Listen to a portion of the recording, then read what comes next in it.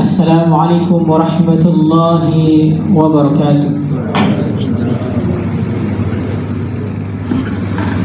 Alhamdulillah, nahmaduhu wa nasta'inuhu wa nastaghfiruh wa na'udzu billahi min shururi anfusina wa sayyiati a'malina. May yahdihillahu fala mudilla lahu wa may yudlil fala hadiya lahu. Asyhadu an la ilaha illallah wahdahu la syarika lahu wa asyhadu anna Muhammadan abduhu wa rasuluhu la nabiyya wa rasul ba'da. Allahumma salli wa sallim ala sayyidina wa habibina wa maulana Muhammad wa ala alihi wa sahbihi ajma'in. Ya ayyuhalladzina amanu taqullaha haqqa tuqatih wa la tamutunna illa wa antum muslimun. Ya ayyuhan nasu taqu rabbakum alladhi khalaqakum min nafsin wahidah wa khalaqa minha zawjaha wa batha minhuma rijalan katsiran wa nisaa. Wattaqullaha alladhi tasaaluna bihi wal arham innallaha kana 'alaykum raqiba. Ya ayyuhalladzina amanu taqullaha wa qulu qawlan sadida yuslih lakum a'malakum wa yaghfir lakum dhunubakum wa may yuti'illaha wa rasulahu faqad faza fawzan 'azima. Ya ayyuhalladzina amanu taqullaha wal tanzur nafsum ma qaddamat lighad wattaqullaha innallaha khabirun bima ta'malun. Fa ya ayyuhal muslimun usikum wa nafsi bittaqullah faqad fadal muttaqun. Ma'asyiral muslimin rahimani wa rahimakumullah. Henti-hentinya lisan kita mengucapkan syukur kepada Allah Subhanahu wa ta'ala, karena Allah Subhanahu wa ta'ala telah memberikan kita begitu banyak sekali limpahan rahmat beserta kasih sayangnya kepada kita semua, sehingga kita bisa melaksanakan yang menjadi kewajiban kita, salat Jumat di tempat yang mulia ini. Salawat serta salam tak lupa kita sampaikan kepada manusia terbaik, kepada baginda Nabi besar Muhammad sallallahu alaihi wasallam, yang telah membawa risalah Islam ini, memperjuangkan agama Islam ini agar sampai kepada kita semua. Ikhwatal iman rahimani wa rahimakumullah. Khatib berwasiat kepada diri saya pribadi dan umumnya kepada para jamaah, marilah kita meningkatkan iman dan takwa kita kepada Allah dengan sebenar-benar takwa. Ikhwatal iman rahimani wa rahimakumullah. Allah Subhanahu wa ta'ala menciptakan kita di dunia ini untuk illa liya'budun, untuk beribadah kepadanya. Maka ada hal yang membedakan kita tatkala kita ini tahu bahwa kita ini adalah hamba Allah, Abdullah. Allah Subhanahu wa ta'ala menciptakan kita untuk beribadah kepadanya. Allah Subhanahu wa ta'ala memerintahkan kita untuk sholat, dan kita tahu siapa yang diutus oleh Allah Subhanahu wa ta'ala untuk mengajarkan kita sholat. Kadang banyak sekali orang mengaku dirinya muslim, namun dia tidak tahu hal apa saja yang harus dia lakukan tatkala dia mengaku dirinya sebagai seorang muslim. Banyak orang-orang yang beragama muslim namun dia tidak melaksanakan apa yang telah diajarkan oleh Rasul sallallahu alaihi wasallam, seperti sholat. Banyak orang tidak tahu kenapa dia harus sholat. Kenapa kita harus sholat? Ikhwatal iman rahimani wa rahikumullah.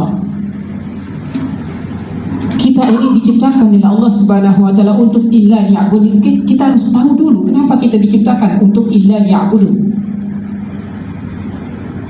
Makanya banyak sekali orang-orang yang tidak mengerti kenapa kita harus sholat. Sholat ini adalah bukti kita mengimani Allah Subhanahu wa ta'ala.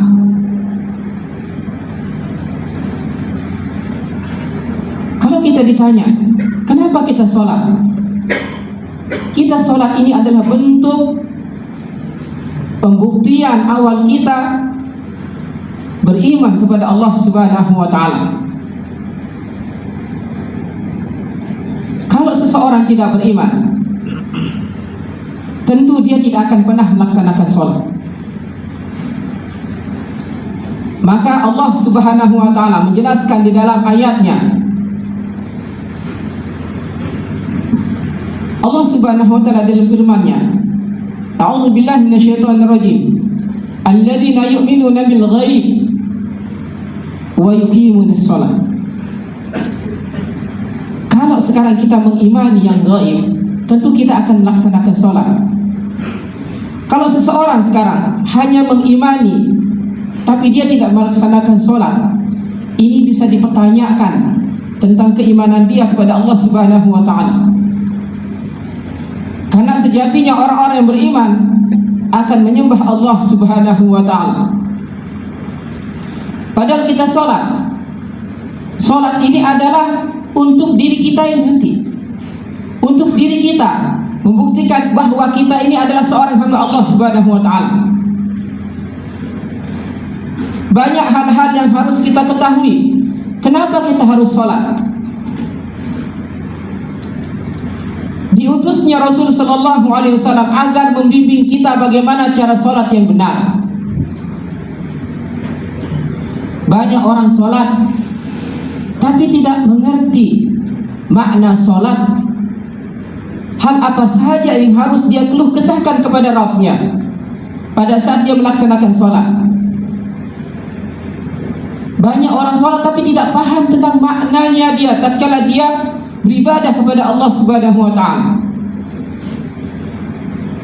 Makanya Rasul Sallallahu Alaihi Wasallam mengatakan kepada kita, sallu kama ra'aitumuni usalli. Sholatlah kalian sebagaimana melihat aku sholat. Rasul Sallallahu Alaihi Wasallam mengajarkan kepada kita agar tahu bagaimana sholat yang benar.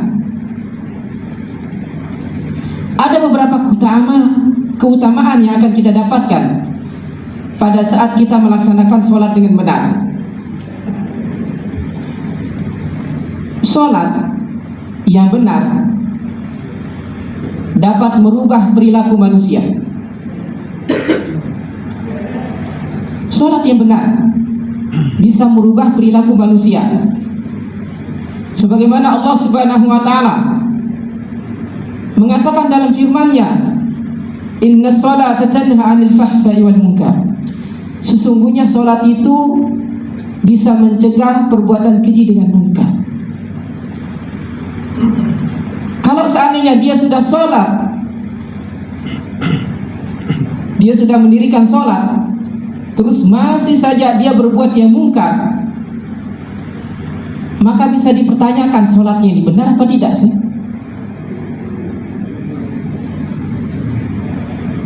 Orang yang sholat akan diberikan cahaya oleh Allah Subhanahu wa ta'ala.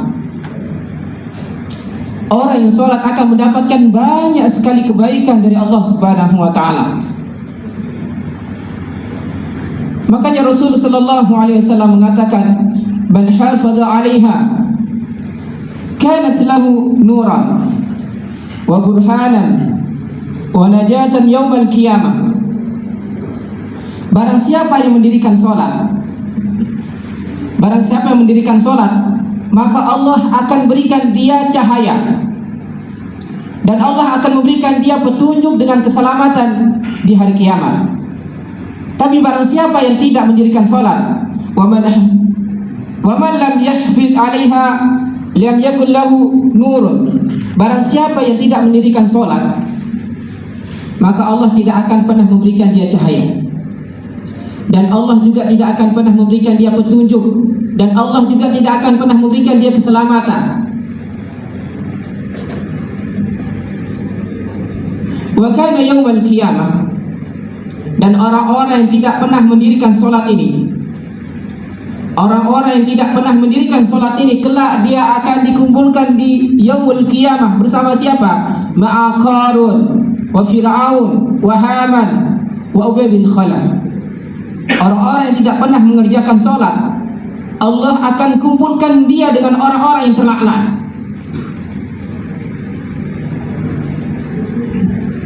Maka inilah ganjaran bagi orang-orang yang tidak pernah mendirikan solat. Ketahuilah, orang yang solat juga bisa menghapus dosa-dosanya yang telah lalu.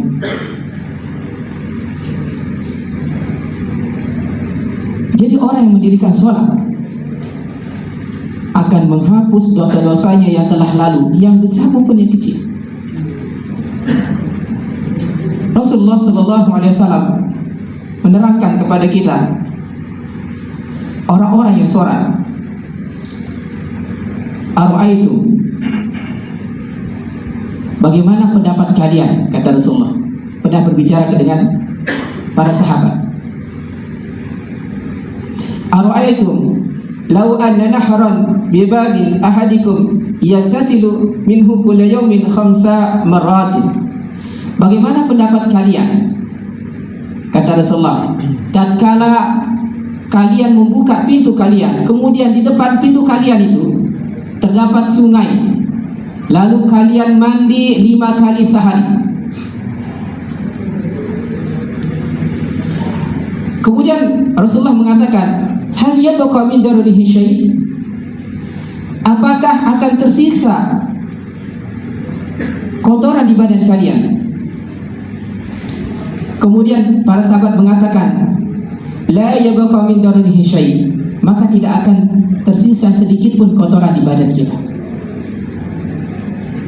Kemudian Rasulullah SAW mengatakan, fadzalika matsalus salawatil khams yamhullahu bihinnal khataya. Jadi begitulah perumpamaan orang yang sholat yang 5 waktu, dosa-dosanya akan dihapuskan, dosa-dosanya akan diampuni oleh Allah Subhanahu wa taala. Kenapa? Karena dia terus-menerus melaksanakan ibadah kepada Allah Subhanahu wa taala. Inilah keutamaan yang kita bisa dapatkan tatkala kita terus-menerus mengerjakan sholat. Tatkala kita sholat dengan benar, beribadah kepada Allah Subhanahu wa taala sesuai dengan tuntunan Rasul sallallahu alaihi wasallam, maka akan menumbuhkan ketakwaan di dalam hati kita. Tatkala tumbuh takwa, maka Allah Subhanahu wa taala akan memberikan jalan keselamatan bagi siapa saja yang bertakwa kepada Allah Subhanahu wa taala. Makanya Allah Subhanahu wa taala mengatakan di dalam surah At-Talaq, "Wa may yattaqillaha yaj'al lahu makhraja." Barang siapa yang bertakwa kepada Allah Subhanahu wa taala, maka Allah akan berikan dia makhraja. Apa sih makna dari makhraja? Makhraja ini adalah jalan keluar dari segala permasalahan yang dihadapi. Inilah yang akan kita dapatkan tatkala kita beribadah dengan Allah Subhanahu wa taala dengan cara yang sesuai dengan apa yang dituntutkan oleh Rasulullah sallallahu alaihi wasallam. Jadi kenapa kita tidak bisa menghayati, atau bahkan mungkin ada orang bilang, kenapa saya sholat tapi kenapa saya tidak bisa menghayati, atau bahkan saya sering lupa dengan rakaat sholat saya. Kebanyakan orang tatkala dia tidak khusyuk dalam beribadah kepada Allah Subhanahu wa taala, maka akan lupa dia ini rakaat berapa. Biasanya yang paling lupa itu adalah rakaat ke-3 dengan ke-4 salat zuhur sama asar. Kalau kita tidak khusyuk, maka akan lupa. Kenapa kita tidak bisa khusyuk dalam beribadah kepada Allah Subhanahu wa taala? karena kita tidak paham apa yang harus kita keluh kesahkan kepada Rabb kita. Orang kalau sholat mau dia khusyuk, maka dia harus paham dulu apa yang harus dia minta kepada Rabb-nya. Kalau dia tidak paham dengan apa yang dia minta, lantas apa yang akan dia hayati? Maka yang terpikir di benaknya pada saat dia sholat, yakni adalah beban hidupnya. Ini yang terpikir, sehingga ibadahnya terbengkalai. Kenapa? Dia tidak paham tentang makna sholatnya. Orang kalau paham apa makna sholatnya, apa yang dia baca, akan bergetar hatinya. Kenapa? Karena dia paham. Dia minta keselamatan kepada Allah Subhanahu wa taala. Dia mengeluh kesahkan segala permasalahannya yang dihadapi di alam dunia ini. Kalau orang ini paham tentang makna salatnya. Makanya kenapa banyak sekali orang yang salat tapi jarang dia menangis. Kenapa jarang menangis? Karena dia tidak paham apa yang dibaca. Ada imam menangis, makmumnya ketawa. Imamnya kenapa nangis? Karena dia paham apa makna dari apa yang dibaca tersebut. Orang paham apa makna sholatnya tersebut, apa yang dia baca, surat apa yang dia baca, akan bergetar hatinya, akan tumbuh dalam hatinya rasa cemas dan takut. Ini yang kita keluh kesahkan kepada Rabb kita pada saat kita sholat. Ini ada orang sholatnya tidak sampai 5 menit sudah selesai. Apa yang dibaca?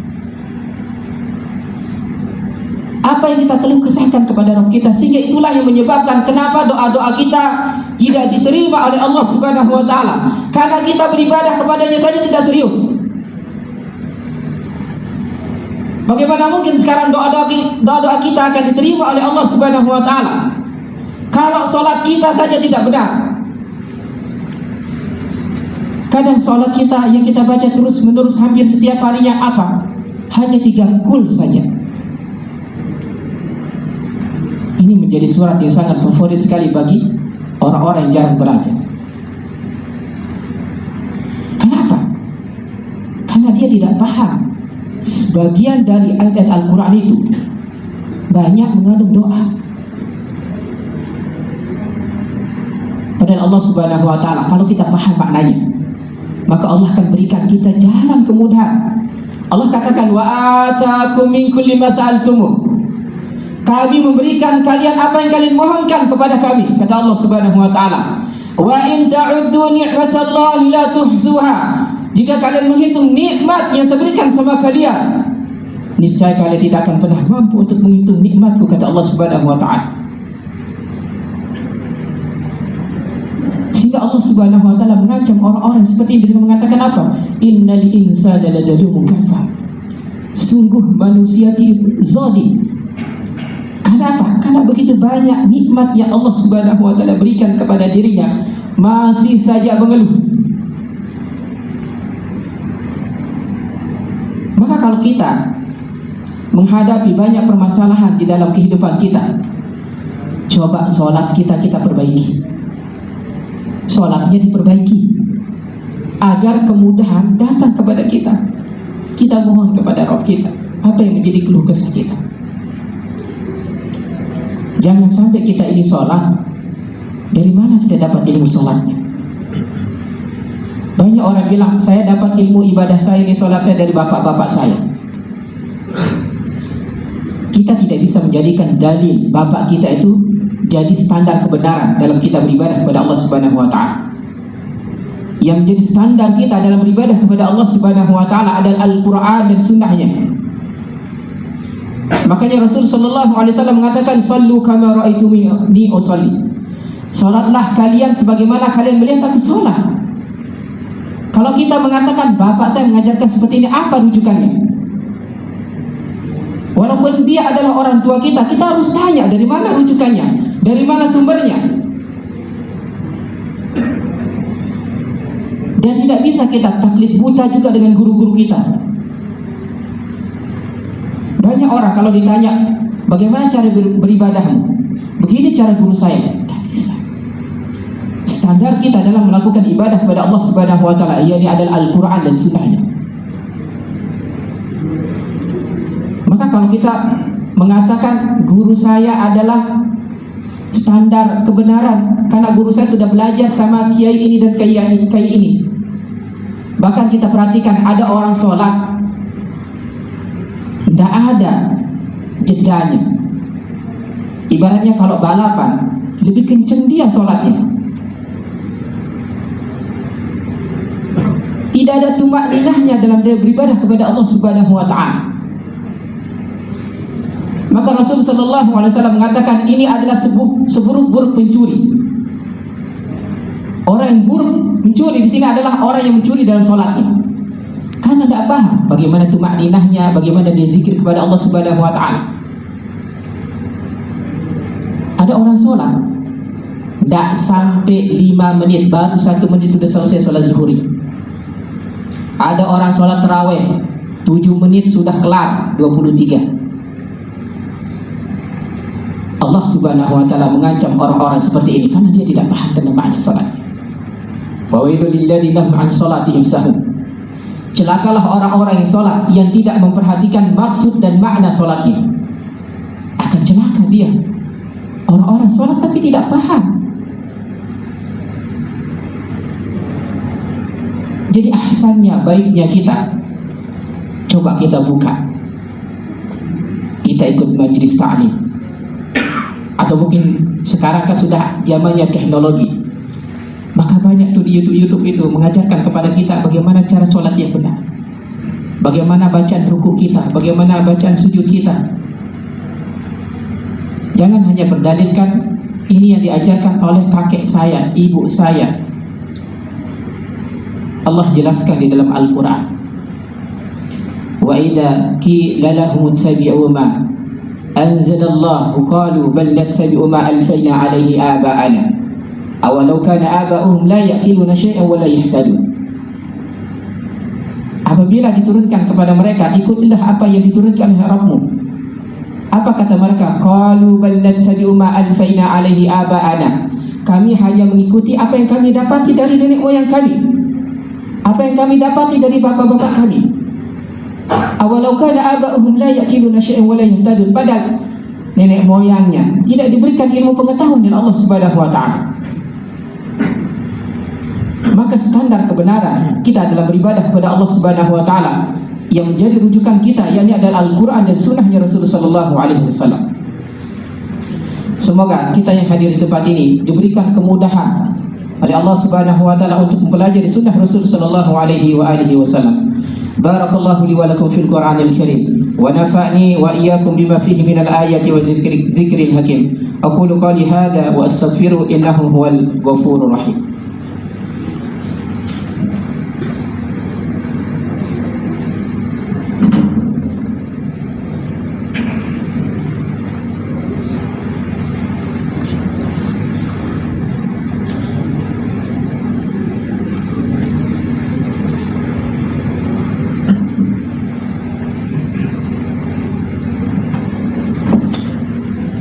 إن الحمد لله نحمده ونستعينه ونستغفره ونعوذ بالله من شرور أنفسنا وسيئات أعمالنا.